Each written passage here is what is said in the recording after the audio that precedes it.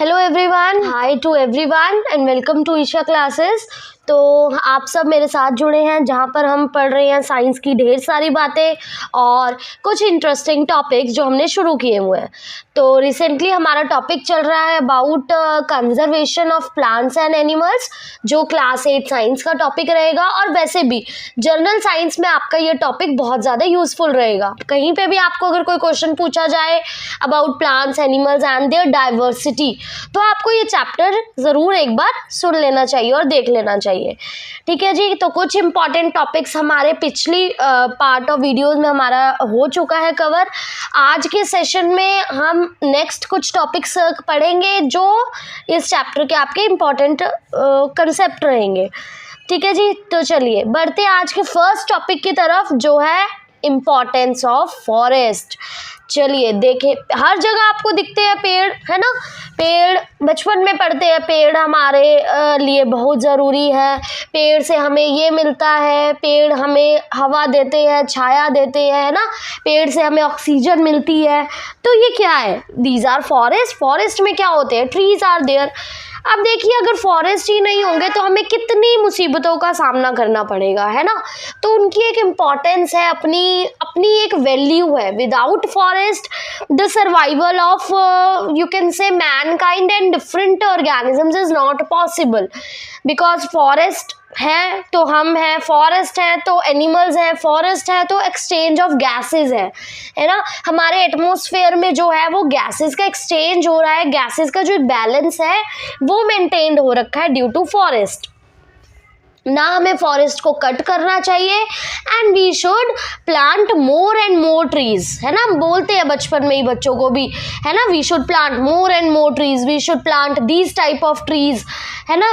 Y? Because forest are very useful for us. ठीक है। तो हम इस टॉपिक में पढ़ेंगे कि इंपॉर्टेंस क्या है फॉरेस्ट की। तो देखिए, forest are of great importance to the living beings. Living beings के लिए हमारे लिए बहुत ज़रूरी है, चाहे वो प्लांट्स है, चाहे एनिमल्स है, चाहे हम ह्यूमन बींग्स हैं।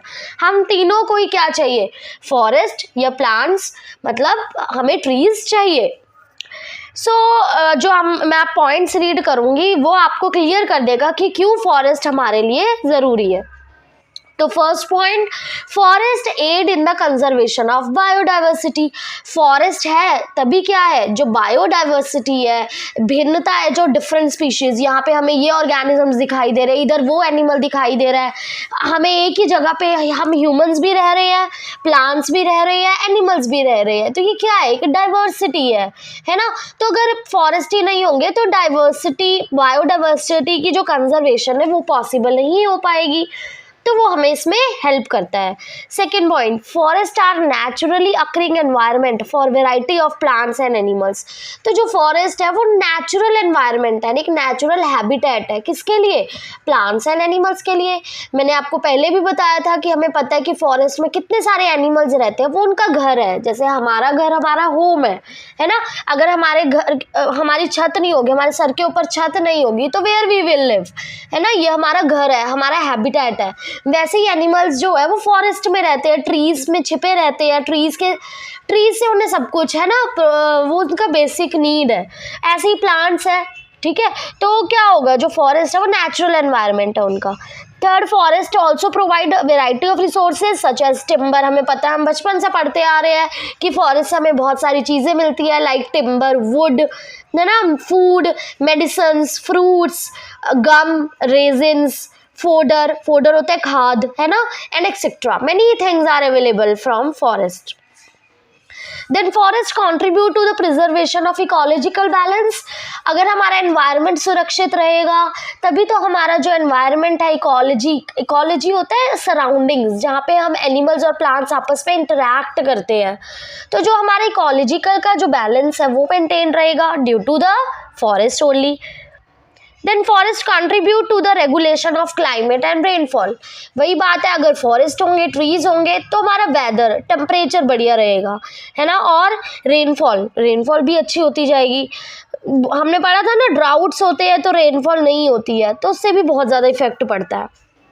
Forest aid in the soil erosion prevention, prevention होता है सॉइल को खराब होने से बचाता है, एंड फ्लड प्रोटेक्शन, फ्लड्स भी नहीं आएंगे, ड्राउट्स नहीं होंगे तो फ्लड्स भी नहीं आएंगे, है ना, सब ये आपस में इंटर रिलेटेड है. So forests play an important role in providing the oxygen to the world.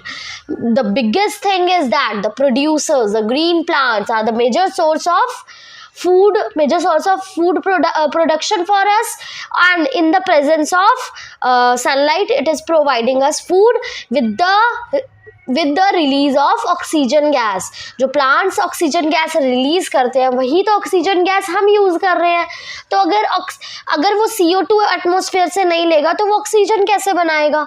तो CO2 और O2 का रेगुलर एक्सचेंज चलता रहता है, जिसकी वजह से जो हम हैं वो भी रह पा रहे हैं, लाइफ है ना, प्लांट्स भी रह पा रहे हैं. तो हम सब जो है वो आपस में डिपेंडेंट है, और हमें क्या चाहिए, ऑक्सीजन चाहिए फॉर द सर्वाइवल. तो ये कुछ important points about forest and why they are important for us. I hope you understood. So now moving to our next topic, that is need of conservation of species. अब हम पढ़ रहे हैं कि हमें कंजर्व करना चाहिए, हमें इनको कंजर्व करना चाहिए, स्पीशीज को करना चाहिए, बट क्यों करना चाहिए, why there is a need. To protect the plant and animal species from being extinct, उनको ख़त्म होने से बचाने के लिए हमें एक अर्जेंट नीड हो जाती है तो for their protection, for their conservation. तो कुछ रीजंस जो हैं वो मैं आपको बताऊंगी अब कि क्यों हमें कंजर्व करना है हमारा एनवायरनमेंट.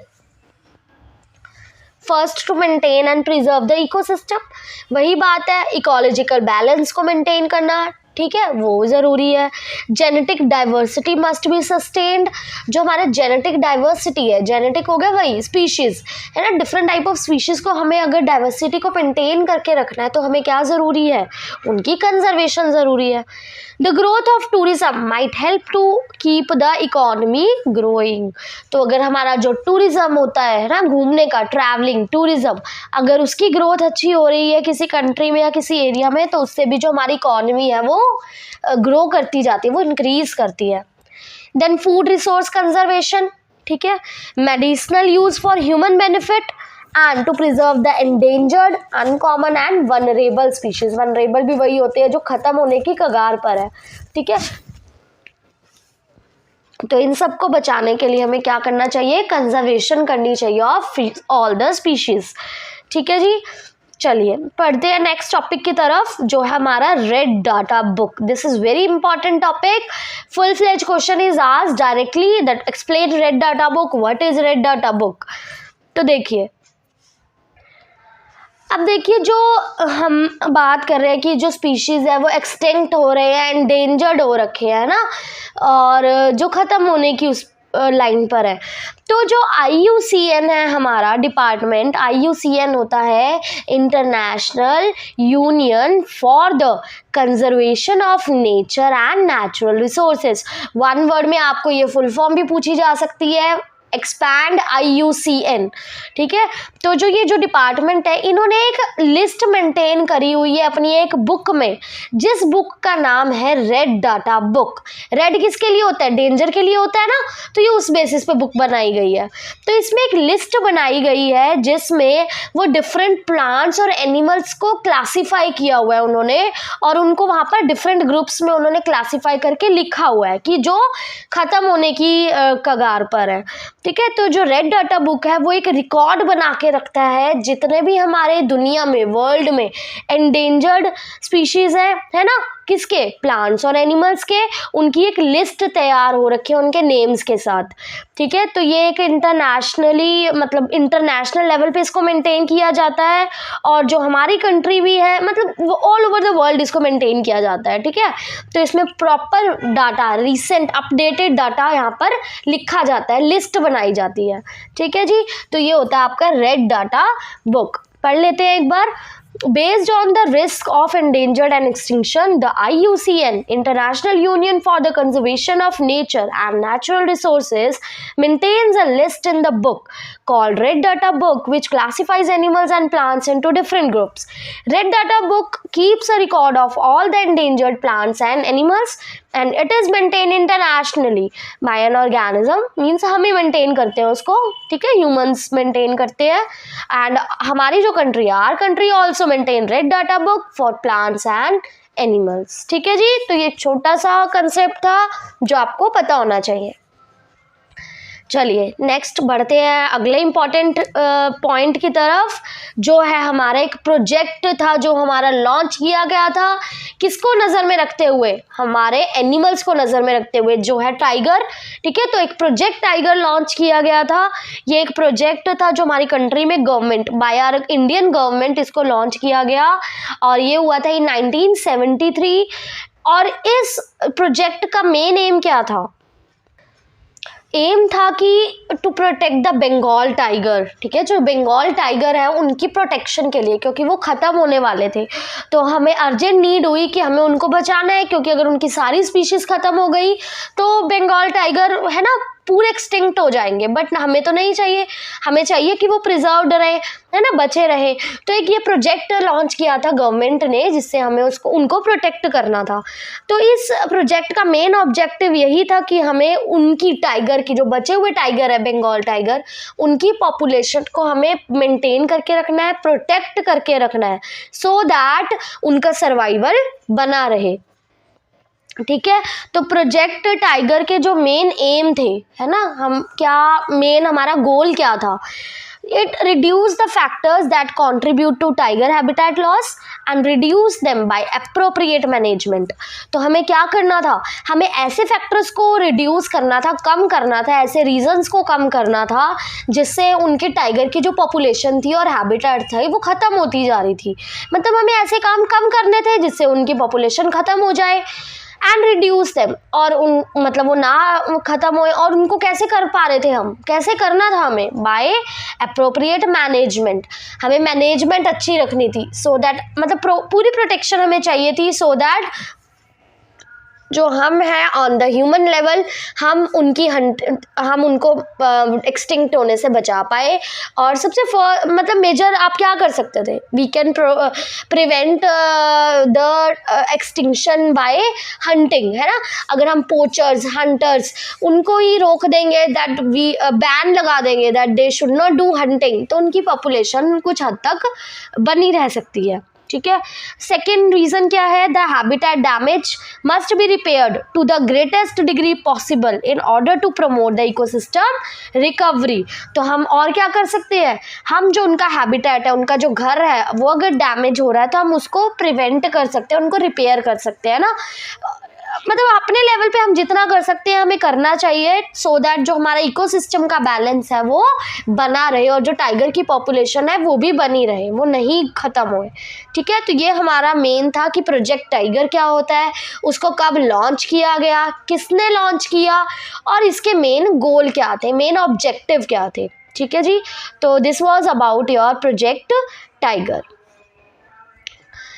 ठीक है, then conservation of forest and wild life, next topic आता है हमारा। वही ये सब आपस में इंटर रिलेटेड है। ठीक है, तो हमें अपने फॉरेस्ट और हमारी जितनी भी वाइल्ड लाइफ है उसको कैसे कंजर्व करना है। तो for conservation of forest and wild life, तो गवर्नमेंट ने कुछ एक प्रोटेक्टेड एरियाज बनाए गए हैं। ठीक है, अब देखिए ऐसे तो नहीं हम इनको खुला छोड़ सकते कहीं भी, है ना। हमें क्या चाहिए? हमें उनको प्रोटेक्ट करना है प्रॉपरली, हमें उनको प्रोटेक्ट करना, और उनकी प्रोटेक्शन के लिए हमें कुछ एरियाज बनाने पड़ेंगे। तो इंडियन गवर्नमेंट ने क्या किया? प्रोटेक्टेड एरियाज बनाए, जैसे कि wild life sanctuaries, national parks, biosphere reserves and biodiversity parks. तो ये जो एरियाज है यहाँ पर इनको प्रोटेक्शन दी जाती है, ये इनका घर है एक तरह से, जहाँ पर इनको फुल केयर के साथ रखा जाता है। यहाँ पर किसी भी तरह की cultivation, agriculture, farming, grazing, cutting of trees, hunting और पोचिंग, ये सब जो चीज़ें हैं ये सब स्ट्रिक्टली बैन है, कोई भी यहाँ पर नहीं कर सकता। अगर कोई करने की कोशिश करेगा तो उनको जेल हो सकती है and fine can be imposed. ठीक है, तो यहाँ पर सब कुछ बैंड है, तो obviously they will be protected, animals protection के साथ रह पाएंगे। चलिए पढ़ते हैं अब वन बाय वन सबके बारे में। ठीक है, कि ये क्या क्या है। तो फर्स्ट आता है हमारा वाइल्ड लाइफ सेंचुरी। ठीक है, तो ये एक एरिया होता है in which wild life is protected, in which hunting is prohibited. वही बात है जहाँ पर एनिमल्स को हम प्रोटेक्ट करके रख सकते हैं, और यहाँ पे जो हंटिंग है, शिकार है ना, कोई भी जो शिकारी होगा, हंटर होगा, वो यहाँ पे हंटिंग नहीं कर सकता। There are 553 wild life sanctuaries found in India. तो टोटल हमारे इंडिया में कितनी अब तक वाइल्ड लाइफ सेंचुरीज बन चुकी हैं? 553। जो लोग यहाँ पर रहते हैं वाइल्ड लाइफ सेंचुरीज में, they are allowed to do certain activities such as grazing by their life stock, collecting medicinal plant and firewood etcetera. तो अब देखिए, बिल्कुल भी यहाँ पे मनाही नहीं है, बट जो लोग वाइल्ड लाइफ सेंचुरीज में वहाँ अंदर रह रहे हैं उनको थोड़ा सा अलाउड होता है कि वो कुछ एक्टिविटीज़ कर सकते हैं जो बहुत बेसिक एक्टिविटी है, जैसे कि उनको ग्रेज कराना है ना for life stock, then medicinal plants वो इकट्ठा कर लेते हैं जहाँ से उनको मिलता है फायरवुड, क्योंकि उनको आग भी जलानी है, खाना भी बनाना है। ठीक है, तो ये बेसिक जो काम है वो वहाँ पर वो कर सकते हैं। So it is important to note that there is a difference between wildlife sanctuary and a zoo। अब आपके दिमाग में क्वेश्चन आएगा कि wild life sanctuaries, national parks या जू, क्या ये सब कुछ सेम होते हैं? No, it is not same, the difference is there. जो आपका जू होता है, इट इज़ आर्टिफिशियल हैबिटेट, है ना। जू क्या है ना, जू को हम खुद बनाते हैं, आर्टिफिशियल है, मैन मेड है। बट जो वाइल्ड लाइफ सेंचुरी है वो एक नेचुरल हैबिटेट है एनिमल्स का। ठीक है, वो नेचुरली वहाँ पर रहते हैं और वहाँ पे कंजर्वेशन, उनकी प्रोटेक्शन की जाती है। और जू ऐसे प्लेसेस है जहाँ पर एनिमल्स रिसीव प्रोटेक्शन। ठीक है, तो दोनों में फ़र्क है। ठीक है, तो आप बढ़ते हैं नेक्स्ट की तरफ। सेकंड आता है आपका नेशनल पार्क्स। तो नेशनल पार्क भी एक एरिया है जो गवर्नमेंट ने बनाया है for preservation of natural environment. जो प्यारा हमारा आसपास सुंदर एनवायरनमेंट है, सराउंडिंग्स है, उसको बचा के रखने हैं। ठीक है, तो हमने क्या बना दिया, उसको एक नेशनल पार्क बना दिया। नेशनल पार्क प्रिजर्व करता है, बचा कर रखता है फ्लोरा को, प्लांट्स, फौना, एनिमल्स को, एंड लैंडस्केप ब्यूटी, है ना, हमारी सीनरी, ब्यूटीफुल लैंडस्केप, उसको नेचर ब्यूटी भी इंपॉर्टेंट है, देखो प्लांट्स और एनिमल्स के साथ। ठीक है, तो अगर प्लांट्स एनिमल ज़रूरी है तो हमारा लैंडस्केप ब्यूटी भी ज़रूरी है नेचर की। तो टोटल हमारे नेशनल पार्क्स इंडिया में कितने हैं? More than 100। सबसे ज़्यादा इसमें मेंशन किया गया कि जो फर्स्ट रिजर्व है फॉरेस्ट ऑफ इंडिया का, वो है आपका सतपुरा नेशनल पार्क। तो 1 मार्क्स में आपसे पूछ सकते हैं। तो Satpura national park is the first reserve forest of India. ठीक है जी, तो ये था आपका नेशनल पार्क के बारे में। बढ़ते हैं नेक्स्ट, थर्ड है आपका बायोस्फीयर रिजर्व। बायोस्फीयर रिजर्व भी एक बहुत बड़ा प्रोटेक्टेड एरिया है लैंड का, जो किसके लिए बनाया गया है? For conservation of wild life, biodiversity और traditional lifestyle of tribes living in that area. जो आदिवासी ट्राइबल पीपल है ना, जो उन फॉरेस्ट जगहों में रहते हैं, तो उनकी डाइवर्सिटी को मेंटेन करना, उनके लाइफस्टाइल को मेंटेन करना, तो ये एक ऐसी लैंड है। ठीक है, इंडिया के पास टोटल कितने बायोस्फीयर रिजर्व है? 18 है, टू कंजर्व वास्ट स्वैथ्स और एरियाज ऑफ नेचुरल हैबिटेट। सब कुछ कंजर्व करने के लिए, चाहे वो एनिमल हैबिटेट है, चाहे वो लिविंग स्टाइल है, चाहे वो प्लांट लाइफ है, तो उसको कौन प्रिजर्व कर रहा है? एक बायोस्फीयर रिजर्व भी कर रहा है। ठीक है जी, तो ये आपके 3 इंपॉर्टेंट प्रोटेक्टेड एरियाज थे for the conservation of species. ठीक है, चलिए बढ़ते हैं नेक्स्ट टॉपिक की तरफ। वो आता है आपका अब रिफॉरेस्टेशन। अगर आपको याद हो तो आपने पढ़ा था ना डिफॉरेस्टेशन। डी मतलब काटना, फॉरेस्टेशन मीन्स फॉरेस्ट को। तो डिफॉरेस्टेशन होता है cutting down of trees on large scale. Reforestation क्या होगा? रिफॉरेस्टेशन होगा, री मतलब फिर से, फॉरेस्टेशन मीन्स फॉरेस्ट, ट्रीज। तो जब आप ट्रीज को फिर से लगाते हो, प्लांट करते हो, planting more and more trees, it is called reforestation. So reforestation is the opposite of deforestation. It can be defined as the process of replanting trees and recreation of forest which have been destroyed in the past. क्योंकि री कर रहे हैं ना, फिर से बना रहे हैं, तो कुछ जो ट्रीज थे वो पहले गिराए गए होंगे, काट दिए गए होंगे, पहले डिफॉरेस्टेशन हो चुकी है, उनके ऊपर ही तो हम रिफॉरेस्टेशन कर रहे हैं। ठीक है, तो इसलिए लिखा है destroyed in the past. For this people should be encouraged to plant more and more trees.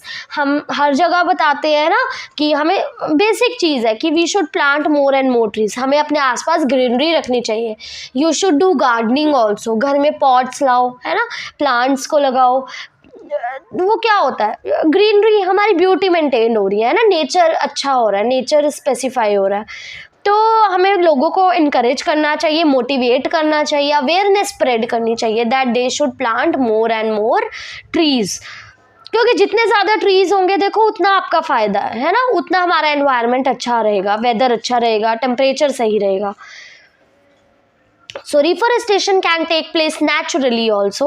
If the deforested area is left undisturbed, it reestablishes itself. अगर जो डिफॉरेस्टेटेड एरिया है ना, जहाँ पर ट्रीज कट कर दिए गए हैं, अगर उस पर कोई छेड़छाड़ ना की जाए बहुत टाइम तक, तो वहाँ पर फिर से कुछ ना कुछ नीचे से उगने लग जाता है, दैट इज ट्री मतलब फिर से बनने लग जाते हैं, रीस्टैब्लिश हो जाएगा वो area. In India we have the forest conservation act, forest को कंजर्व करने का एक्ट भी हमारे यहाँ पास किया गया है।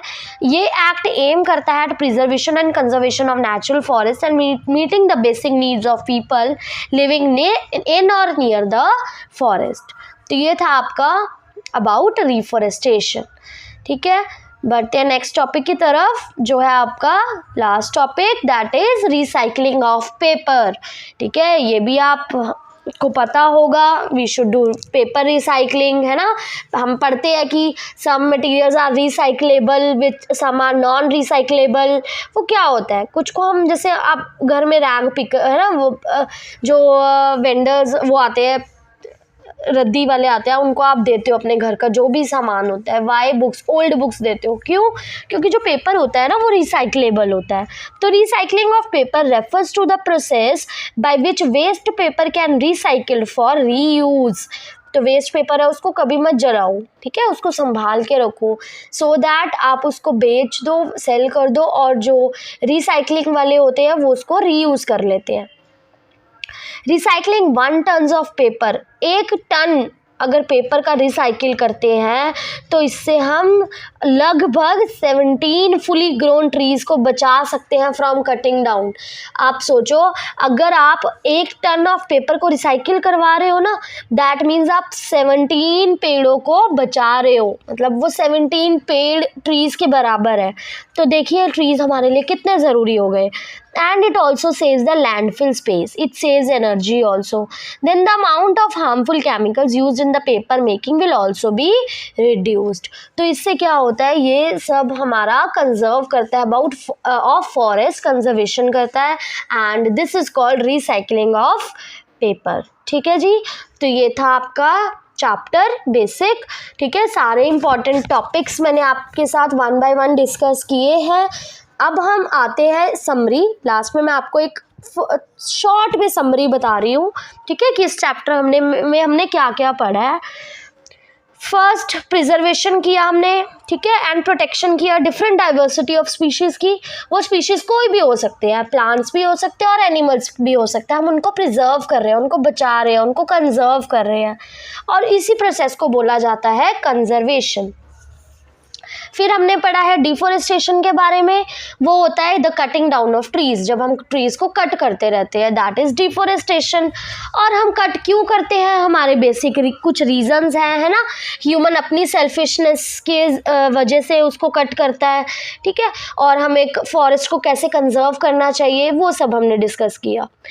अब देखिए, जो अगर हमें बायोडाइवर्सिटी कंजर्व करनी है तो हमें क्या करना है, हमारा इकोसिस्टम, हमारा जो नेचुरल एनवायरनमेंट है, सराउंडिंग है, उसको फुली सेफ रखना चाहिए, फंक्शनल रखना चाहिए।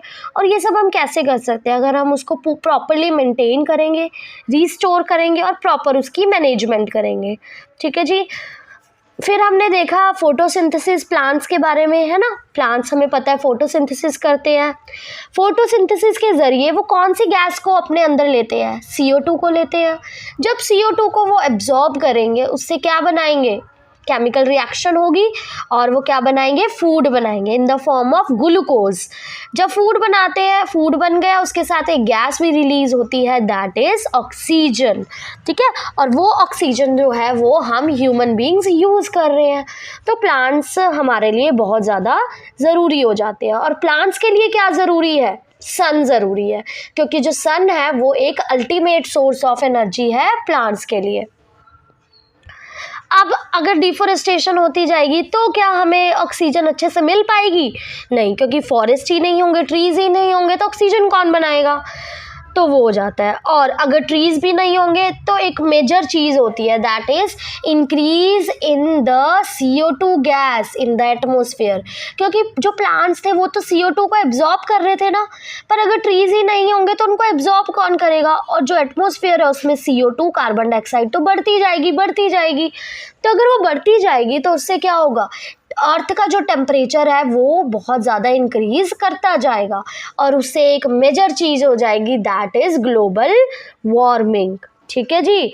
तो फिर हमने देखा कि वेदर चेंजेस आते हैं ना, और डिफरेंट रीजंस होते हैं। अनफेवरेबल कंडीशंस हमने बात की थी, जैसे टेम्परेचर कंडीशंस होते हैं, वेदर कंडीशंस होते हैं, फूड रिक्वायरमेंट होती है। कई बार जो स्पीशीज़ होती है उनको फूड नहीं मिल पाता है ना, उनको इंटरब्रीडिंग में प्रॉब्लम आती है। तो बहुत सारे फैक्टर्स होते हैं। तो इन सब फैक्टर्स से बचने के लिए वो क्या करते हैं, माइग्रेशन करते हैं, है ना, from one place to another. और जब कंडीशन सही हो जाती है, फेवरेबल हो जाती है, वो वापस रिटर्न कर जाते हैं। ठीक है, तो ये हमने पढ़ा था माइग्रेशन में। उसके बाद हमने देखा था कि डिफरेंट एरियाज प्रोटेक्शन के लिए बनाए गए हैं, जो हमने देखा wild life sanctuaries, national parks, है ना, फिर biosphere reserves and parks also, जू ऑल्सो। तो इससे क्या होता है, जो डिफरेंट फॉरेस्ट में जो वाइल्ड लाइफ है हमारी, है ना, एनिमल लाइफ है और जो प्लांट लाइफ है वो कंजर्व होती है, and this is called conservation of different species in the forest. ठीक है जी, तो ये सारा आपका टॉपिक था इन, ठीक है, in detail. I hope you understood. आज के सेशन में इतना ही। जल्दी मिलेंगे नए टॉपिक के साथ, नए चैप्टर के साथ। तब तक देखते रहिए and keep supporting. And if you have not subscribe the channel, first just do a needful and subscribe the channel. Thank you so much. Bye bye.